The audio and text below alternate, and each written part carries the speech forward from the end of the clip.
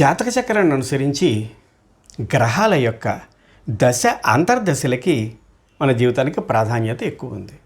ఎందుకంటే ఈ జాతక చక్రంలో గ్రహాలు ఎక్కడ స్థితమై ఉన్నాయో మొత్తం 9 గ్రహాలు, ఈ 9 గ్రహాల్లో ఉండేటటువంటి శుభత్వము పాపత్వమును ఆధారంగా చేసుకుని వాటి యొక్క దశ అంతర్దశలలో వాటి యొక్క ఫలితాన్ని మనకు అందిస్తాయి. కనుక ఆ దశలు అంతర్దశలు మనకి చాలా ముఖ్యమైనటువంటివి. గ్రహముల యొక్క దశలు మొత్తం 9 గ్రహాలు. రవి దశ 6 సంవత్సరాలు, చంద్రదశ 10 సంవత్సరాలు, కుజుడు 7, రాహు 18, తర్వాత గురుడు 16, శని 19, బుధుడు 17, కేతువు 7, శుక్రుడు 20, మొత్తం 120 సంవత్సరాలు. జ్యోతిష్ శాస్త్రం మానవుని యొక్క ఆయు ప్రమాణం 120 సంవత్సరాలుగా నిర్ణయించింది. ఒకవేళ అంతకంటే ఎక్కువ బతికినట్టయితే మనం ఎక్కడైతే అంతమవుతుందో తిరిగి మళ్ళీ అక్కడే ప్రారంభమవుతుంది 120 సంవత్సరముల అనంతరం. ఇది రవి మహాదశలో మన జీవితం మొదలైనట్టయితే ఈ 120 సంవత్సరాలు పూర్తయిన తర్వాత మళ్ళీ రవి మహాదశ ఎక్కడ మనం పుట్టామో అక్కడి నుంచే మళ్ళీ ప్రారంభమవుతుంది 121వ సంవత్సరం. సాధారణంగా 120 సంవత్సరాలకి లెక్క వేసి మొత్తం 9 గ్రహాల యొక్క స్థితిని చెప్పి వీటిలో మళ్ళీ వేరియేషన్స్ ఒకటి ఈక్వల్గా ఉండవు. రవి 6 సంవత్సరాలు, చంద్రుడు 10 సంవత్సరాలు, కుజుడు 7 సంవత్సరాలు, ఈ రకంగా. అయితే ఈ దశలు, ఈ గ్రహాల యొక్క దశలు జరుగుతున్నప్పుడు వీటి యొక్క అంతర్దశలు జరుగుతాయి. రవి మహాదశ 6 సంవత్సరాల్లోనూ మిగిలినటువంటి గ్రహాల అంతర్దశలన్నీ వస్తాయి. అయితే ఇక్కడ ఏ గ్రహము యొక్క మహాదశ ఏ గ్రహం యొక్క మహాదశ జరుగుతుందో మనకి దాని ప్రారంభము ఆ దశ నుంచి ఆ గ్రహం నుంచే ప్రారంభమవుతుంది. అంటే రవి మహాదశ జరుగుతున్నప్పుడు రవి దశ రవి అంతరం నుంచి మొదలవుతుంది. చంద్ర మహాదశ ప్రారంభమైతే చంద్ర మహాదశ చంద్ర అంతరం నుంచి, కుజ మహాదశ ప్రారంభమైతే కుజ మహాదశ కుజ అంతరం నుంచి, ఈ రకంగా అక్కడి నుంచి మొదలై మిగిలినటువంటి గ్రహాలు 9 వస్తాయి. ఇక్కడ దశ అంతర్దశల్ని, ఈ దశలకు సంబంధించిన అంతర్దశలను ఎలా క్యాలిక్యులేట్ చేయాలి? రవి మహాదశ 6 సంవత్సరాల్లోనూ రవి కాకుండా మిగిలినటువంటి 8 గ్రహాలు ఎంతెంత కాలము పాటు ఉండి మొత్తం 6 సంవత్సరాల్లో అది పూర్తవుతుంది. దీన్ని ఎలా క్యాలిక్యులేట్ చేయాలి? రవి మహాదశ 6 సంవత్సరాలు, రవి దశను తీసుకుందాం. ఈ రవి మహాదశ రవి అంతరం నుంచి మొదలవుతుంది. అది ఇక్కడ ఆ మహాదశ సంవత్సరాలను తీసుకోవాలి. రవి మహాదశ సంవత్సరాలు 6, ఇక్కడ రవి అంతరం తీసుకుంటున్నాం కనుక రవిది కూడా 6, 6 36, 36/10. ఇక్కడ 36 అంటే అర్థం 3.6 నెలలు, అంటే 3 నెలల 0.6 అంటే 6 3 18 రోజులు. 3 నెలల 18 రోజుల పాటు రవి దశ రవి అంతరం జరుగుతుంది. 3 నెలల 18 రోజులు. తర్వాత రవి దశ చంద్రాంతరం. ఈ చంద్రుడికి యొక్క మహాదశ 10 సంవత్సరాలు కనుక రవి 6 ఇంటూ చంద్రుడు 10, 6 బదులు 60, 60/10 6.6 నెలలు, 6.0. రవి దశ చంద్రాంతరం 6 నెలల పాటు జరుగుతుంది. తర్వాత చంద్రుడి తర్వాత కుజుడు 7 సంవత్సరాలు కనుక 6 ఏళ్ళు 42, 4.2 నెలల 2 అంటే 2 మూళ్ళు 6 రోజులు. తర్వాత కుజుడు తర్వాత రాహువు 18 సంవత్సరాలు కనుక 6 × 18 108, 10.8 అంటే 10 నెలల 8 మూళ్ళు 24 రోజులు. రాహు తర్వాత గురుడు. ఈ గురుడు 16 సంవత్సరాలు, 6 16 96, 9.6 నెలలు అంటే 9 నెలల 6 మూళ్ళు 18 రోజులు. ఇదిగో 9 నెలల 18 రోజులు. తర్వాత శని. ఈ శని మొత్తం 19 సంవత్సరాలు కనుక 6 × 19 114 అంటే 11 నెలల 0.4 4 మూళ్ళు 12 రోజులు. 11 నెలల 12 రోజులు రవిదశ శని అంతరం. ఇక్కడ శని తర్వాత బుధుడు 17 రోజులు. ఇది 17, 6 × 17 17 6 102, 10 నెలల 0.2 2 మూళ్ళు 6 రోజులు, 10 నెలల 6 రోజులు. ఆ తర్వాత కేతువు 7, 6 ఏళ్ళు 42, 4.2 4 నెలల 6 రోజులు.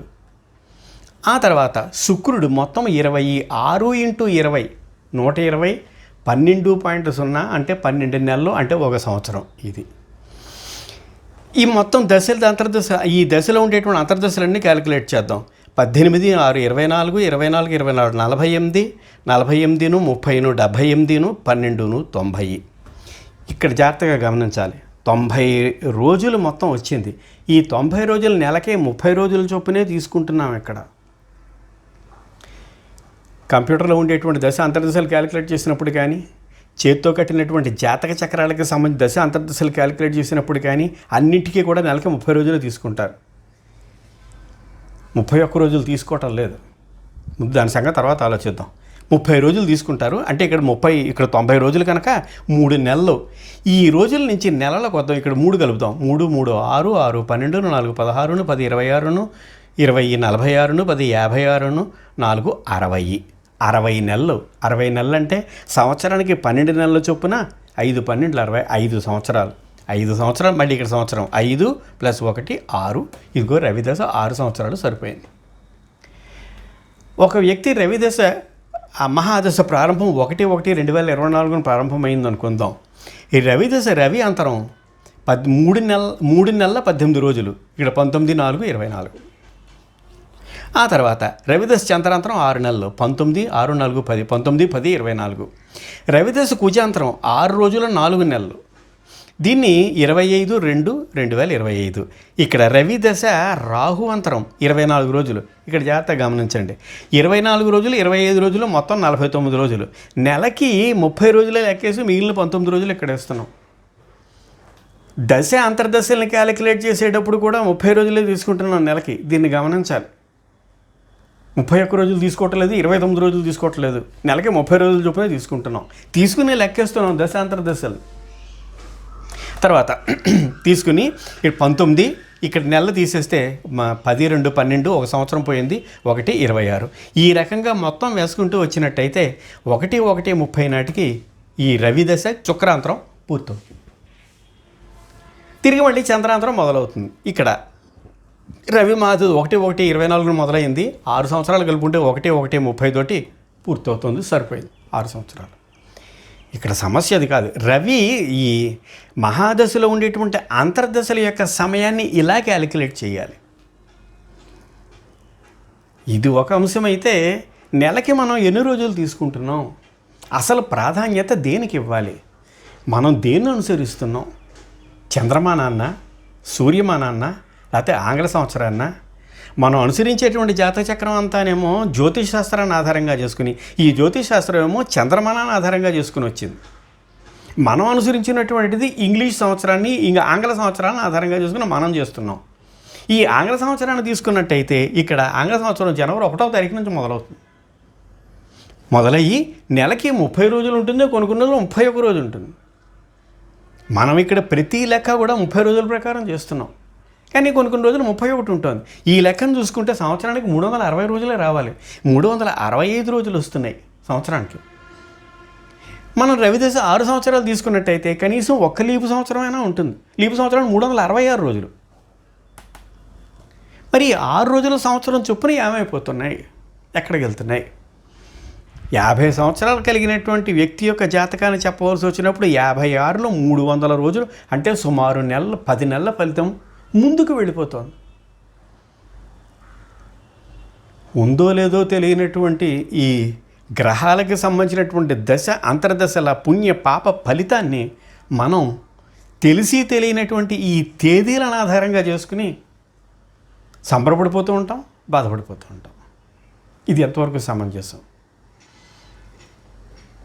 మంది చంద్రమానం ప్రతి సంవత్సరము కూడా చైత్ర శుద్ధ పాడ్యము రోజున ఉగాది సంవత్సర ప్రారంభం అవుతూ ఉంటుంది. దానికి కొద్ది గంటలు అటు ఇటుగా మేషరాశి ప్రవేశం అవుతుంది చంద్రుడిది.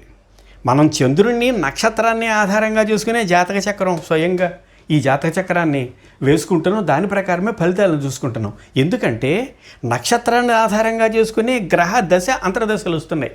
ఇక్కడ ఉదాహరణకి రవి మహాదశతో మనకు ప్రారంభం అవ్వాలంటే కృత్తిక నక్షత్రం, కృత్తిక కానీ ఉత్తర కానీ ఉత్తరాషాఢ కానీ ఈ నక్షత్రాల్లో పుట్టినటువంటి వాళ్ళకి రవి మహాదశతో ప్రారంభం అవుతుంది. మనం కృత్తిక నక్షత్రంలో పుట్టామనుకుందాం. అది 1వ పదం, 2వ పదం, 3వ పదం, 4 వేరే విషయం పక్కన పెడదాం. ఇక్కడ నక్షత్రం 6 సంవత్సరాలు అయితే ఈ కృత్తిక నక్షత్రం మొదలైన తర్వాత 12 గంటల తర్వాత మనం పుడితే ఈ 6 సంవత్సరాల్లోనూ 3 సంవత్సరాలు అయిపోయినట్లు లెక్క. ఇంకా మిగిలిన 3 సంవత్సరాలు పుట్టేటువంటి సమయాన్ని 3 సంవత్సరాలే మిగిలింది రవి మహాదశ. అంటే మనం ఈ దశలన్నింటినీ కూడా నక్షత్రాన్ని ఆధారంగా చేసుకునే చేస్తున్నాం. అంటే నక్షత్రము యొక్క పాద ప్రవేశమే మనకి ఇక్కడ ప్రమాణం. అందుచేత తిథి కాదు, తిథి వేరు నక్షత్రం వేరు. ఇక్కడ తిథి చైత్ర శుద్ధ పాడ్యం రోజున ఉగాది రోజు. ఆ రోజున ఉగాదిగా ఆధారంగా చేసుకుని ఇది పాడ్యం, ఇది చంద్రుడి యొక్క బలాన్ని నిర్ణయించడానికి మాత్రమే పనిచేస్తుంది తిథి. ఇక్కడ నక్షత్రమే మనకి ప్రమాణం మొత్తము పూర్తిగా. అంచేత చంద్రుడు మేషరాశి ప్రవేశం ఎప్పుడు? మేషరాశి ప్రవేశం అంటే అర్థం మేషరాశిలో ఏ నక్షత్రాలు ఉన్నాయి? అశ్విని 4 పాదాలు, భరణి 4 పాదాలు, కృత్తిక 1 పాదం. అంటే చంద్రుడు మేషరాశి ప్రవేశం అంటే అర్థం అశ్విని నక్షత్రము మొదటి పాద ప్రవేశం ఏదైతే ఉందో అది మనకి ప్రమాణం. దీన్ని ఆధారంగా చేసుకుని ఎన్ని రోజులైతే ఉందో అన్ని రోజుల్ని ఈ నెలల ప్రకారం రోజుల ప్రకారం క్యాలిక్యులేట్ చేసుకుంటూ వచ్చి దాని ప్రకారం సంవత్సరాలు నిర్ణయించుకుంటూ చేసుకుంటూ వచ్చినట్టయితే మనం పుట్టిందిలాగా అయితే అప్పుడు ఇంత దారుణంగా కాకుండా కొంతవరకు సుమారుగానైనా ఫలితం వచ్చేయకుండా అవకాశం ఉంటుంది. ఇలాగా 10 నెలల ముందుకు వెళ్ళిపోదు ఫలితం. మనం అనుసరించేది ఏ ఫలితం, ఏ అంశాన్ని? ఆంగ్ల సంవత్సరాది దానికి సంబంధించిన ప్రమాణాన్న, చంద్రమానాన్న, సూర్యమానాన్న దేన్ని అనుసరిస్తున్నామో మనకే తెలియదు. మనకి తెలిసి తెలియనటువంటి దాన్ని పట్టుకుని ఆధారంగా చేసుకుని గ్రహాంతర్దశలు లెక్క పెట్టుకుని ఈ సంవత్సరం ఈ రోజుకల్లా ఆ దశ వెళ్ళిపోతుంది, ఆ దశ వచ్చేస్తుంది, మనకి కష్టకాలం మొదలవుతుందని కొంతమంది, సుఖాలు మొదలైపోతాయని కొంతమంది, ఈ రకంగా లెక్కలు వేసుకుంటూ వస్తున్నాం. అసలు దీనికి యాక్యురసీ, ఖచ్చితత్వం ఏది, ఎక్కడిది? ఖచ్చితత్వం కావాలి అంటే మనం ఎక్కడి నుంచి మొదలు పెడుతున్నామో ఈ జ్యోతిష శాస్త్రాన్ని దేన్ని ఆధారంగా చేసుకుని దశ అంతర్దశలు నిర్ణయిస్తున్నామో ఆ నక్షత్రం యొక్క ప్రవేశము రాశి దాన్ని ఆధారంగా చేసుకుని చెప్పుకోవాలి. దాని ప్రకారం చూసినట్టయితే చంద్రమానాన్ని ఆధారంగా చేసుకుని నక్షత్రం ఎప్పుడు ప్రవేశిస్తుందో ఆ రాశులలో, ఉదాహరణకి అశ్విని 4 పాదాలు, భరణి 4 పాదాలు, కృత్తిక 1 పాదం. కృత్తిక 2వ పాదంలో వృషభ రాశిలోకి వెళ్తుంది. ఇది మాసం. ఇది ఒక రాశి ప్రవేశం మాసము, 2వ మాసం. ఈ మాసం అంటే మళ్ళీ అర్థం అక్కడ అమావాస్య నుంచి అమావాస్య వరకు 12 మాసములు. ఇక్కడ 12 నెలలు, 30 రోజులు. ఆంగ్ల సంవత్సరాది ప్రకారం 30 రోజులు, 31 రోజు వస్తుంది. తెలుగు సంవత్సరం ప్రకారం ఆ రకముగా రాదు. కొన్ని చోట్ల 29 రోజులకే పూర్తవుతుంది, కొన్ని చోట్ల 31 రోజులు ఉండొచ్చు. ఎందుకంటే తిథులు కానీ నక్షత్రములు కానీ స్థిరముగా ఇన్ని నిమిషముల, ఇన్ని గంటల, ఇన్ని నిమిషాలు పూర్తవుతాయి అనేటువంటి నియమం మనకు లేదు. దీన్ని ఆధారంగా చేసుకునే మనం జ్యోతిష శాస్త్రాన్ని నిర్ణయించుకున్నాం. కనుక దశ అంతర్దశలకు సంబంధించినటువంటి ఆ క్యాలిక్యులేషన్ ప్రకారమే జరగాలి. సగం దీన్ని సగం దాన్ని అనుసరిస్తే ఫలితం కూడా అడదిడ్డంగా ఉంటుంది. కనుక ఈ దశ అంతర్దశల యొక్క క్యాలిక్యులేషన్ని ఏ రకంగా గణించాలి, మహాదశ యొక్క అంతర్దశల్ని, అది ఒకటి. మనం తీసుకునేటువంటి దాంట్లో ఎన్ని లోపాలు ఉన్నాయి అన్నది జత. ఎప్పుడు కూడా మనం దేన్ని అనుసరిస్తున్నామో దాని ప్రకారమే వెళ్ళాలి తప్ప ఆంగ్ల సంవత్సరాలను అనుసరించడం వల్ల ఫలితము ముందుకు వెళ్ళిపోయి ఎక్కడ ఎంత ముందుకు వెళుతుందో ఫలితం తెలియనటువంటి పరిస్థితుల్లో మనం ఉంటాం. దీన్నే గుడ్డిగా నమ్ముతూ గుడ్డిగా అనుసరిస్తున్నాం. దీన్ని గమనించాలి. ఈ కార్యక్రమం మీకు నచ్చినట్టయితే లైక్ చేయండి, షేర్ చేయండి, సబ్స్క్రైబ్ చేయండి.